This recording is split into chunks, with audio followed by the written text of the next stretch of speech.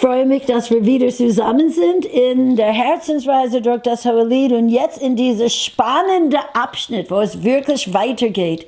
Und ich habe das Eindruck, dass es so passend ist, auch als ein prophetisches Ruf für die Zeit, in der wir jetzt leben. Christenheit, wache auf! Es Zeit aufzumachen, weiterzugehen, aus uns selbst, aus unserer kleinen Welt, Augen für anderen, unser Platz in den Thronsaal Gottes einzunehmen.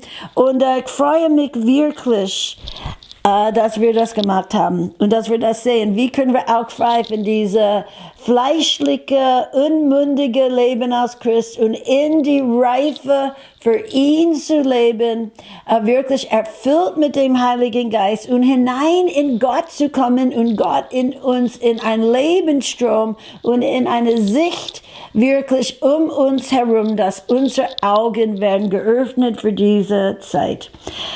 Und jetzt kommen wir zu einem sehr prophetischen Bild. Und ganz viele Leute legen das anders aus, aber wir tun unser Bestes. Ich finde das wirklich so ermutigend für genau heute, wo wir sind. So, ich lese das Hohelied, Kapitel 3, 6 bis 11. Wer ist sie, die da heraufkommt aus der Wüste, Rauchsäulen gleich, umduftet von Myrrhe und Weihrauch, von allerlei Gewürzpulver des Händlers. Siehe da, die Sämte Salomos, 60 Helden sind rings um sie her, von den Helden Israels. Sie alle sind Schwertträger, geübt im Kampf. Jeder hat sein Schwert an seiner Hüfte gegen den Schrecken zur Nachtzeit. Einen Tragsessel machte sich der König Salomo aus Holzern des Libanon. Seine Füße machte er aus Silber, seine Lehne aus Gold, seinen Sitz aus rotem Purpur. Das Innere ist ausgelegt mit Liebe von der Tochter Jerusalems. Ihr Tochter Jerusalems, kommt heraus und betrachtet doch ihr Tochter Zions, den König Salomo in der Krone, mit der ihn seine Mutter gekrönt hat, am Tag seiner Hochzeit und am Tag der Freude seines Herzens. Okay, jetzt, ich glaube, dass dieses Bild ist ein Bild von den Kindern Israels, wo es sagt, wer ist sie, die da heraufkommt aus der Wüste? Rauchsäulen gleich, umduftet von Myrrhe und Weihrauch. Ich sehe das als ein Bild, das nach die 40 Jahre herumwandern in die Wüste, was auch ein Bild von diesem fleischlichen, seelischen, christlichen Leben ist, wo wir kreisen immer über die Schwierigkeiten, immer über ein Nabelschau in uns. Aber diese Kinder Israels, die aus Ägypten kamen, als Sklaven, jetzt marschieren sie nach 40 Jahren in das verheißene Land als eine Armee und sie kommen hinein in das Land, das fließt mit Milch und Honig. Sie kommen aus der Wüste. Und so diese Josua-Generation, das sind die Leute heutzutage, die wirklich in diese himmlische Leiter von ihr selbst befreit und in das Siegesdimension mit Christus in ihn wirklich hineinkommen. Und sie marschieren wie eine Lichtarmee. Und hier sagt das Rauchsäulen gleich, umduftet von Myrrhe und Weihrauch. Rauchsäulen ist das Wort, das benutzt wird in Apostelgeschichte 2, wenn der Heilige Geist ausgegossen wurde auf die 120. Und das Rauchsäulen ist auch das Bild, als Gott selbst mit Israel durch die Wüste ging und auch als sie dann in das verheißene Land mit das Bundeslade auf ihre Schulter, das war Licht, das war die Shekinah, das war Rauchsäulen, das war die Kraft Gottes, war auf dieses Volk. Umduftet dann mit Myrrhe, was steht dann für die Salböl, und Weihrauch, das steht für das das Inzens, das Weihrauch, das aufgestiegen ist, der Lobpreis und das Gebet von dem goldenen Altar. Und sie wurden imdüftet mit der Gegenwart Gottes. Und so glaube ich, diese Brautseele ist durch die Wüste von ein seelisches Leben in die neue Schöpfung. Und sie kommt jetzt in das Zeit, dass es die Zeit ist, das Land oder die Nationen und das wirklich dämonische Dunkelheit über Völker, sie kommt wie eine marschierende Herrlichkeitsarmee, alles in seiner Ordnung, alle umduftet mit der Salbung Jesu, mit einem Gebet und Lobpreisleben. Und sie kommt. Und dann sagt es, siehe da, die Sänfte Salomos. Das ist wie Könige wurde getragen in der Zeit von Salomo. Die wurde getragen in so eine Sänfte, wo Leute dann hatten sie auf die Schulter getragen.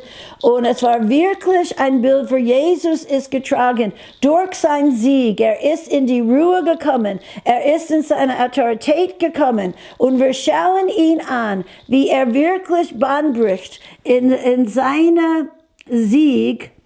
Und wir sind vereint mit ihm in diesen Sieg, kommen aus der Wüste, umgeben von Helden, die in der Nacktheit geübt sind mit Schwertträger. Und Gott will uns versichern, dass wir sind umgeben von himmlischen Herrscharen, die siegreich sind. Und wir sind getragen in diesen Siegezug mit Christus. Die Ängste, die versuchen uns zu halten, verschwinden, weil wir kommen in dieses vereintes Leben mit Gott, vereint mit ihm. Und wirklich von himmlischen Herrschern, von Lichtengel, von Schwertträger, wirklich geschützt und gestärkt und marschieren zusammen in die Zukunft und in die Erbe, das jetzt zusteht. Und dann sagt es, einen Tragsessel machte sich der König Salomon aus Holzern des Libanon und so weiter. Eine Tragsessel war auch eine Sessel, die getragen wurde auf den Schultern, nicht mit Rädern, aber auf den Schultern, wo die Könige und seine Königin saßen, dann alles abgeschlossen und wurde getragen und vorangehen in ihr Leben. So, das steht auch, dass nicht nur die Macht Gottes gehört uns, sondern die Herrlichkeit Gottes.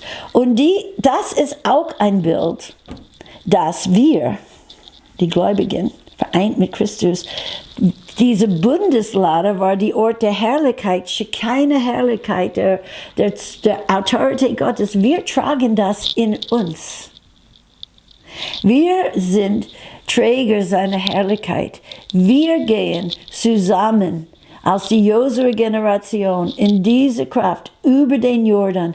Aber über den Jordan bedeutet, das sind die Leute, die leben in der Kraft des Heiligen Geistes. Sie haben gelernt zu leben in die neue Schöpfung. Sie haben gelernt, in Thronposition zu erscheinen vor Gott, dort verbunden zu sein. Und diese marschieren weiter und werden so tragen die Herrlichkeit Gottes. So, man könnte sagen, Punkt A, auf der Wüste heraufkommen. So, sie kamen aus Ägypten ist im Süden, sie gingen durch die Wüste und kamen im Norden wirklich an zu das verheißene Land Kanaan heraus. Hoch, immer aufwärts. Und da ist ein Heraufkommen mit der Herrlichkeit des Herrn. Sie sind verwandelt. Du hast eine transformierte, verwandelte Seele. Dann Sie sind siegreiche Seelen, triumphierende Prozessionen, vereint mit dem Sieger und Anteil an seinem Triumph, sitzen mit ihm in der himmlischen Orte. Dann diese Seelen oder die Brautgemeinde ist von Gott eine eingenommene Seele. Sie ist der Wohnort Gottes durch den Geist. Sie trägt Gott in der Welt. Sie ist wirklich in Partnerschaft jetzt mit den siegreichen, verherrlichten Jesus im Himmel und sein Leib ist vereint mit ihm und sein Leib setzt ihn frei und manifestiert ihn als ein Wohnort durch den Geist. Und dann sagt es, das war ein Tag der großen Freude für König Salomo, weil endlich Gott hat seinen Sohn in Ewigkeit, eine Partnerin versprochen, aus seiner Seite, in sein Ebenbild, passend zu ihm. Und jetzt dieses Volk ist wirklich hervorgekommen und es sagt, kommt heraus und betrachtet doch ihr Tochter Zions, die Überwinderschar, komm und seht, noch mehr Brautseelen kommen hervor.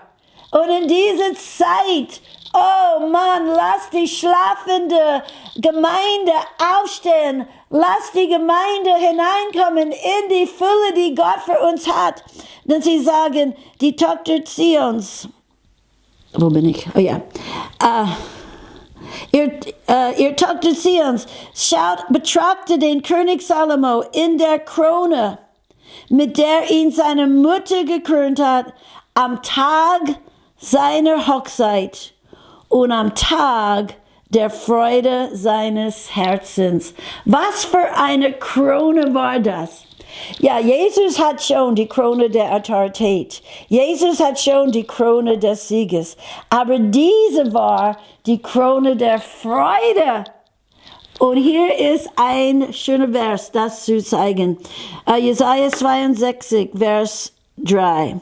Und du wirst eine prachtvolle Krone sein in der Hand des Herrn und ein königliches Diadem in der Hand deines Gottes. Nicht länger wird man Entlassene zu dir sagen und zu deinem Land wird man nicht mehr sagen Erde, sondern man wird dich nennen, mein Gefallen an ihr und dein Land verheiratet, denn der Herr wird Gefallen an dir haben und dein Land wird verheiratet sein.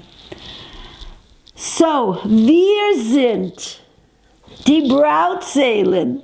Er hat sein Leben gegeben und jetzt sieht er Frucht von seiner Mühe und seinem Mühsal. Er wird die Frucht seiner Leiden sehen und er wird sich sättigen. Ein Volk zu haben, die mit ihm in wirklich den Plan Gottes, das Königreich auszubreiten auf Erden steht. Das ist ein Tag der Freude. Das ist ein Tag, wo mehr und mehr Brautseelen kommen hinein und kommen in dieses transformiertes Leben, siegreiche Leben. Ja, es gibt ein siegreiches Leben durch alles, was Jesus gelitten hat. Er hat uns auch den Sieg gegeben. Ich habe nicht gesagt, ein rosa-rote Leben, wo alles perfekt ist und keine Schwierigkeiten. Aber doch ein Leben vereint mit ihm, wo seine Kraft in uns und auf uns kommt.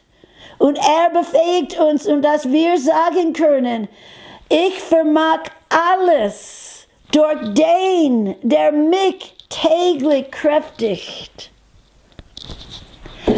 So, betrachte den König Salomo in der Krone, mit der ihm seine Mutter gekrönt hat. Viele sagen, seine Mutter krönte die ganze Menschheit.